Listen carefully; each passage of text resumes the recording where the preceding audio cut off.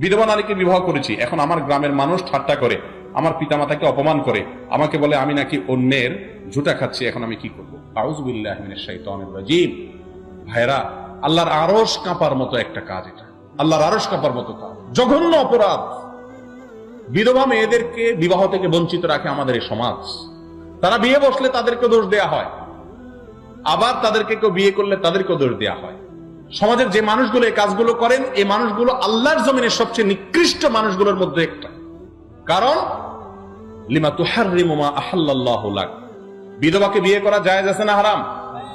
আমার নবী করিম সাল্লাল্লাহু আলাইহি সাল্লাম বিধবা বিয়ে করেন নাই। সাহাবীদের বড় একটা অংশ দেখবেন যে বিবাহ বিচ্ছেদ হয়েছে অথবা স্বামী মারা গেছে, সেই মহিলা বিয়ে করেছেন। বরং কোন পুরুষ যদি কোন বিধবা নারীকে এই উদ্দেশ্যে বিয়ে করে যে আমি তার আশ্রয় হলাম, অভিভাবক হলাম, আল্লাহর কাছে সে বিশাল বড় সওয়াব পাবে, আজর পাবে। মনে রাখবেন, কোন সমাজে কোন নারী বিধবা হলে সবাই মিলে তাকে বুদ্ধি পরামর্শ দিয়ে বিয়ের ব্যবস্থা করে দিবেন। আমাদের সমাজে এগুলোকে খারাপ মনে করে, যারা খারাপ মনে করে তারা গুনাহের মধ্যে লিপ্ত আছে, মনে রাখবেন। কারণ বিধবা এক সময় ঠিকই তার একজন অভিভাবকের দরকার হয়। বিয়ে ছাড়া কয়দিন থাকে, কয়দিন বাপ ভাই দেখে, এক সময় ঠিকই সে বুঝতে পারে যে তার বিয়ে বসা দরকার ছিল।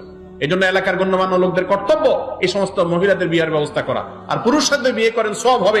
যারা ঠাট্টা করছে তারা গুনাহগার হবে। এই ঠাট্টা যদি আপনি সবর করেন, আল্লাহর কাছে অফুরন্ত সওয়াব পাবেন ইনশাআল্লাহ।